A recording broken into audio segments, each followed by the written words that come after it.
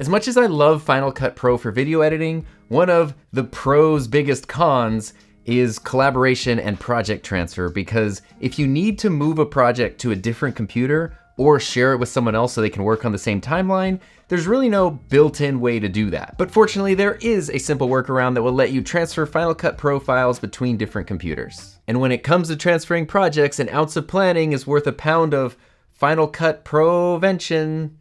So the easiest way to do this is to start your new project with the intention to make it as easy as possible to transfer. The thing I'm gonna do right here is just right click and create a new folder on my desktop, and I'm gonna title this whatever my project is going to be called. Now this new folder that I've made is going to have all of my footage, all of my assets, everything for my new project is going to go into this folder.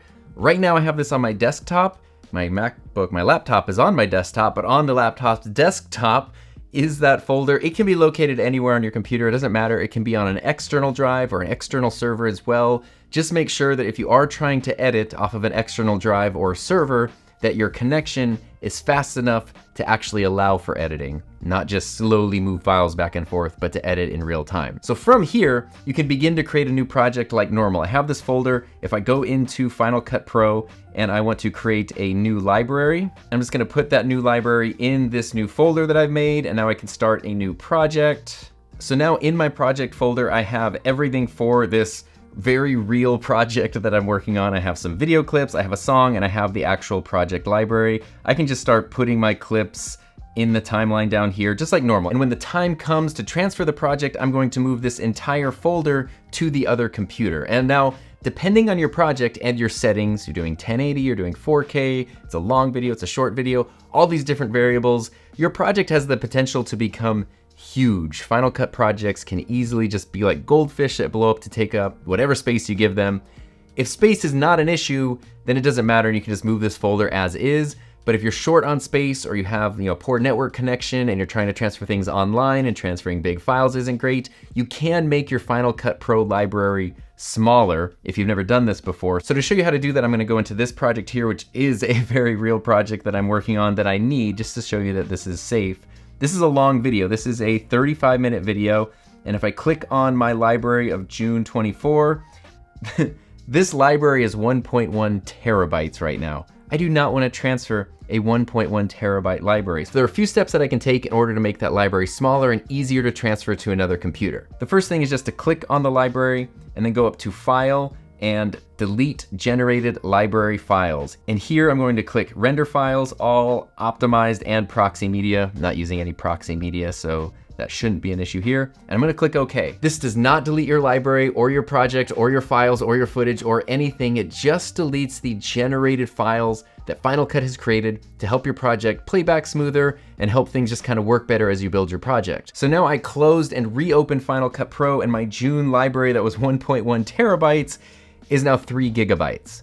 You know how much easier it is to transfer 3 gigabytes versus a terabyte?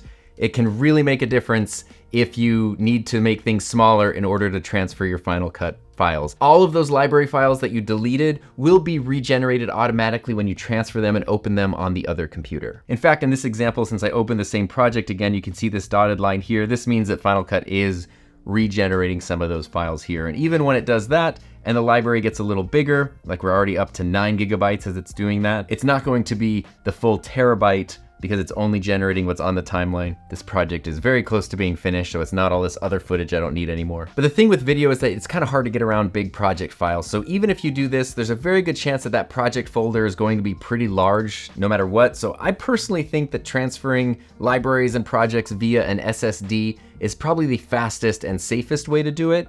If you have a really fast network connection, then it could be possible to use something like Google Drive or Dropbox.